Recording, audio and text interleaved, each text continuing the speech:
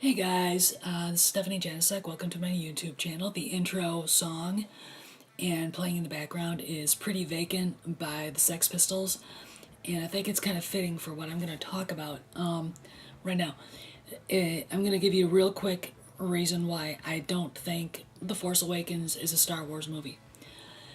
You can have the original cast come back, but if you don't put them in scenes together, if you don't give them more opportunity to explain what's been going on in their lives to people in the audience, and a lot of people who love those three characters were waiting to understand what was happening, and we never did. I mean, we got shades. We got a little bit of this and a little bit of that and a little bit of that.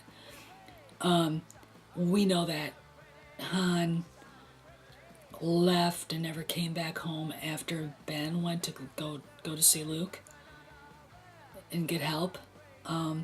We know that Leia went back to being a politician.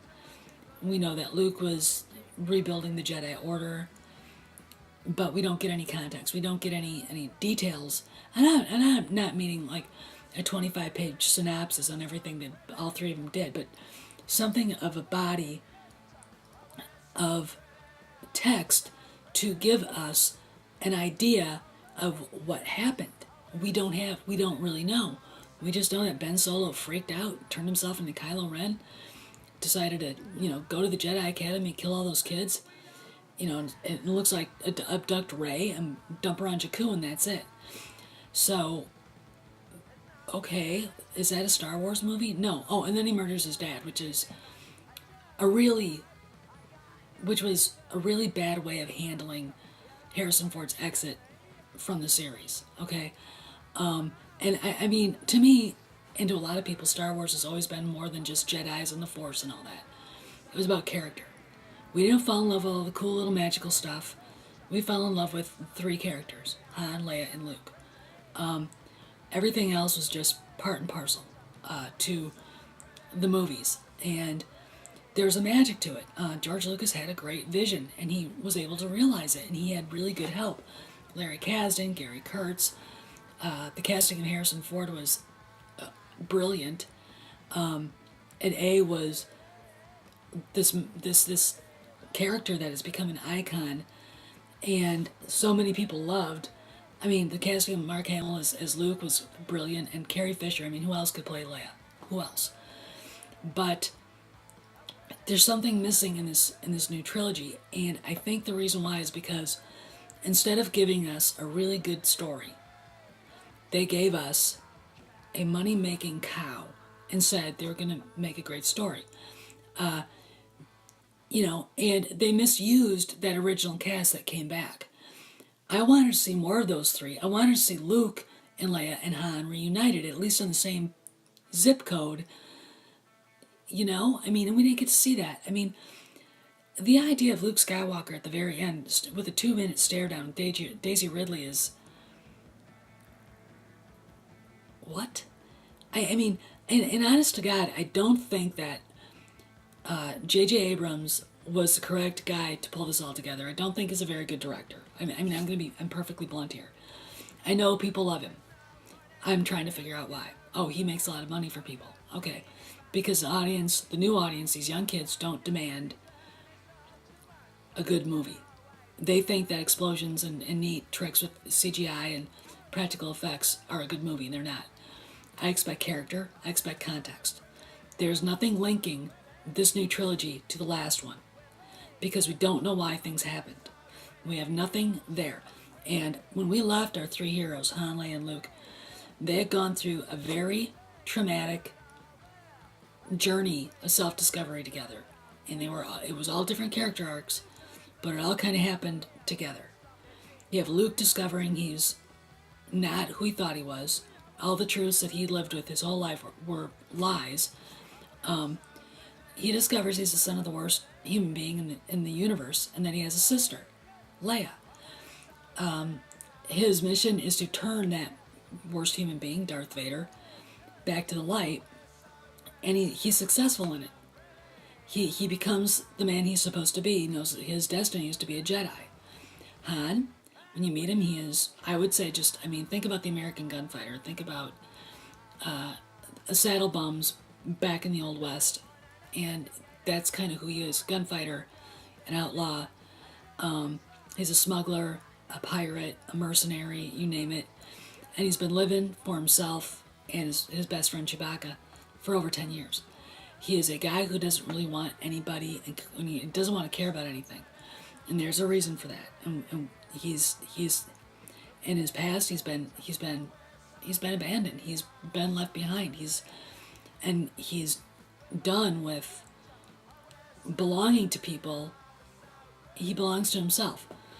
And he's very self-centered and he's selfish.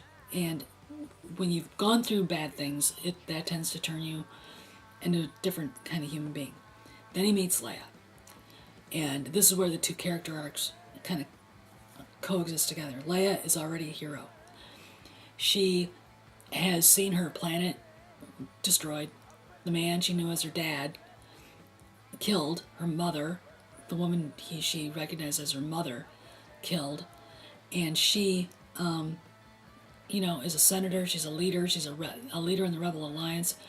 And she's a tough girl. She's a courageous girl. And when she's rescued and she's facing these guys, Han drives her crazy. He sees her as this vulnerable girl who's kept everybody away. There's something of a similarity in the way they handle personal relationships. He acts like a jerk, and she is just like, stay away. She's an ice queen. And he starts chipping at those blocks of ice. And he's figuratively yanking her braids, goading her, poking her, prodding her. And she finally gives in, and they fall in love. Now, the traumatic experience they both have is Cloud City. When they're captured by Vader, Han's given to the bounty hunter Boba Fett, the most overrated character in Star Wars except for Phasma. Han's put in a carbonite. Well, tortured and then put in a carbonite. Likely Leia was too. So Vader's got a two for you. He was able to get to her twice. I mean, Han literally goes on a journey into the, basically he's dead. I mean, if you think about it. And Leia gets to watch all this. Well, she doesn't back down. She's gonna get him back.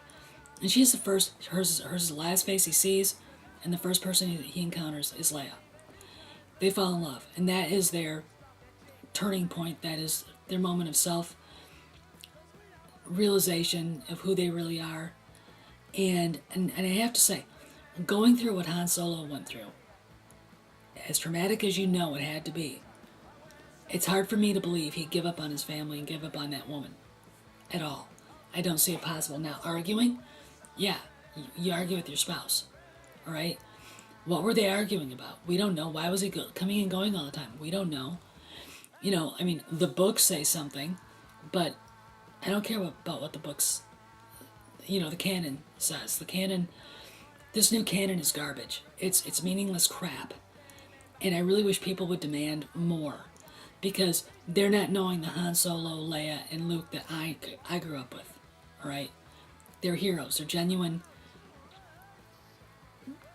That's why they mean so much to a lot of us older people who are like, this isn't a Star Wars movie. But why did he leave? We don't know. How did he lose the Millennium Falcon? We don't know. And of course, will we ever get answers into that? We should. That would be nice.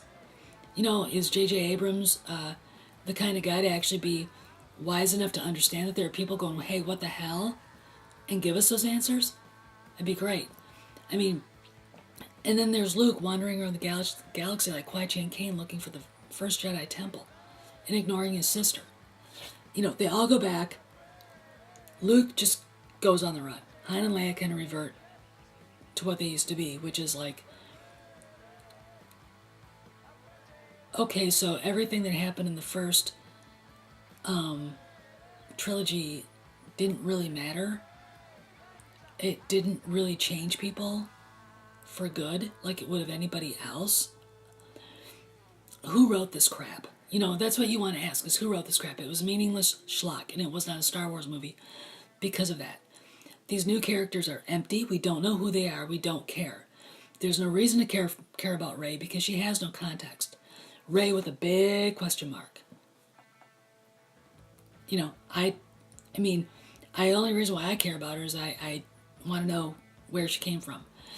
And, you know, and that's it. I mean, that's why. I mean, I don't feel any sympathy for her. I don't feel any sympathy for Finn or Poe. I mean, it was generic, empty, soulless, hollow crap. And political correctness and this nihilistic bullshit culture has seeped in and ruined, you know, something that was good, pure, and noble, in my opinion. And that was the first trilogy. Okay? And that's why The Force Awakens is not a Star Wars movie. There's nothing ennobling about it. There's nothing.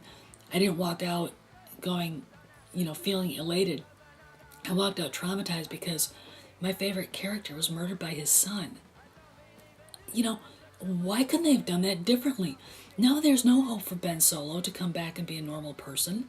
No one wants him back. I mean, you know, how can they justify turning him back after that? There's no turning back from what he did. And, you know, they'll try to explain it. I mean, they'll try to come up with something, and we'll all be going, right, you know, right, the genocidal little patricidal little prick, you know, right, okay, whatever. So, you know, that's another reason why it's not a Star Wars movie, is it didn't give us something to hope for. I mean, all we get is Rey shoving a lightsaber in Luke's face. That's it. You know, about the only context you did have is her Force vision, and then that's it. And, you know, okay, so she's a Skywalker, I'm pretty sure, but who does she belong to? So this is why The Force Awakens is not a Star Wars movie. I wouldn't even rate it above a B movie. I mean, and there's other things you could rip that movie apart 20 ways from Sunday. And the reason why I'm saying is that it's time for fans to say these things. And it's time to point out the obvious. That we expected this movie for 30 years and we got crap. All right? And Disney is the reason. And J.J. Abrams is a soulless director. I don't like him. I never have. He misused all that first wonderful cast so badly. The writing was half-assed. Don't do it. If you're not going to do it right, don't do it. Okay? Just let everything just go. Give us our happy ending and you know, let it fade. But no, we have to ruin everything. Because the House of Mouse or Mouse House wants money. And everything beautiful and noble about Star Wars was ground into the gravel by their stampede to the bank. It's disgusting. You know, I know I sound like some sort of socialist. I'm not. I'm libertarian. And I don't like corporatism. Not when you're talking about things like this. There's no vision in The Force Awakens at all. I don't look at any of these people, smarmy directors, smarmy producers, as anything but greedy little, you know, dwarves who couldn't carry George Lucas's, you know, glasses for him. It's a mess. And no one's going to admit it, so I'll admit it. It's a mess. And it was terrible. And we deserved better, and Harrison Ford, Carrie Fisher, and Mark Hamill deserved better. And I think all three of them knew it at the time. So this is Steph, signing out. Let me know what you think. Argue with me. And I will reply. And I'll see you around the galaxy.